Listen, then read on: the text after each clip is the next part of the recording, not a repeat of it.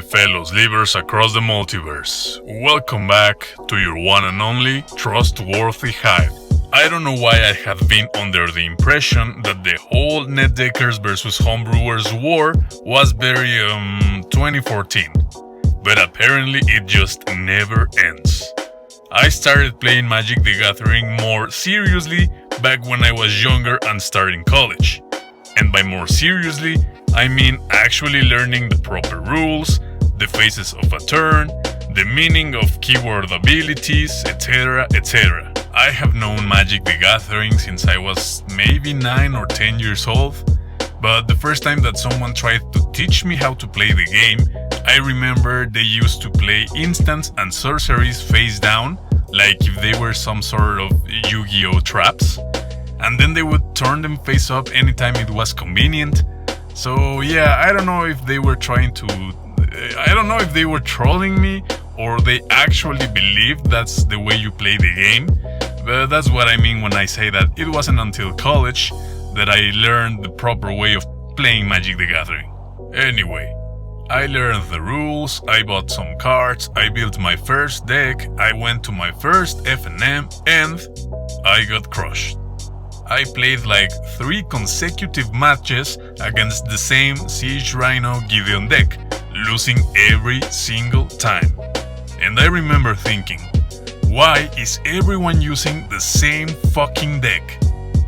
The owner of the store, who is actually one of my best friends nowadays, told me that I should look for a cool list on the internet and, well, just play that.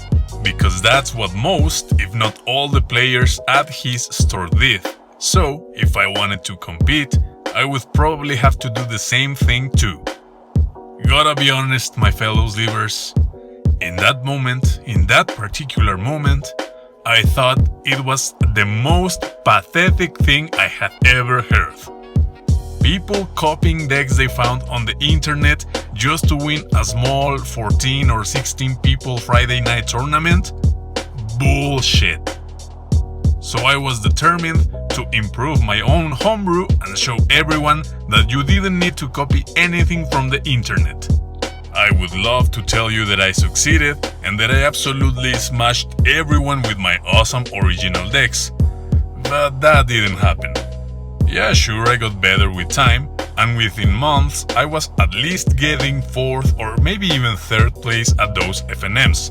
But it wasn't until years later that I was already good enough at Magic and building decks that I could take a Grixis Pack Rat mid-range modern deck and win FNMs or showdowns or even bigger events. And no, it wasn't just because I was already more experienced at the game.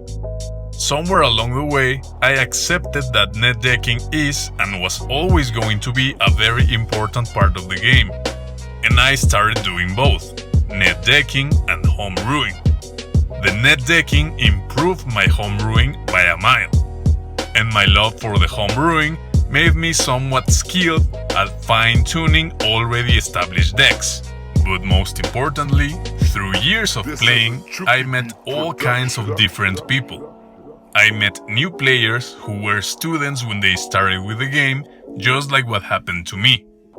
I've also met long-time players who nowadays have a full-time job and sometimes even a family. At one point in time, my modern playgroup included 2 doctors, a full-time musician, a full-time artist, and a hard-working single parent. I think people tend to forget that not everyone experiences Magic the Gathering the same way. Not everyone can approach such a hobby the same way, even if they try. Students are usually broke as hell, but they also have much more spare time.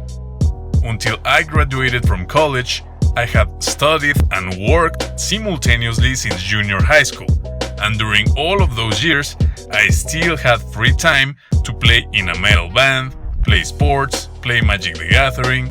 When you are an adult, things sort of shift. You don't really have much free time anymore, or energy, but you do have more money. Well, most of the time. And I'm just talking about your average situations here. There are always many more possibilities. You could be a rich student or a family man that has to work really hard to make ends meet. You could also be neither. You get the point. What I'm saying is, since we are all so different, since we all come from such different backgrounds and places, it would be ludicrous to expect everyone to like the game or play the game in the exact same way. Some people like the competitive aspect of this game, but they don't really have the time to become ultra pro deck builders. So the easiest way in which they can actually enjoy the hobby they love is by choosing a winning deck they like and just playing that deck. If you think there's anything wrong with that, or you think these kinds of situations just show that those people have zero intelligence or zero creativity, you need to stop playing Magic the Gathering and get some much needed therapy instead. Seriously. Stop it.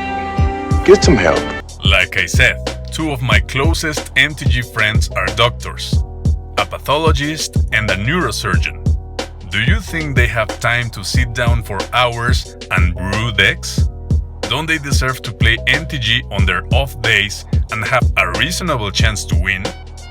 Do you think my musician and artist friends who have won competitions and run successful workshops or even schools have no creativity and that's why they copy decks from the internet? Like, are you fucking serious? And don't get me started with the other side of the story. Do you really think that homebrewers don't like to compete or don't know how to compete? I already mentioned on a previous video that I am a personal trainer. One of my dearest friends is a former bikini champion, and she also plays MTG. She loves brewing her own decks. Does it sound like a bikini champion doesn't like competition? Does it sound like she doesn't like winning? I wonder how many people who look down on homebrewers have been champions at anything. It's almost as if different people just like enjoying different things in different ways. If you like net decking for whatever reason, that's great. If you prefer building your own decks, also great.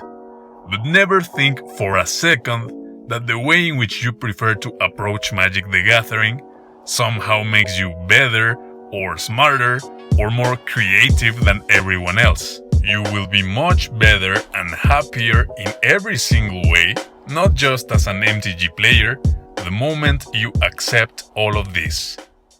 That's it. That's the whole rant. Take care, my fellow Slivers. We'll gather again on the next video.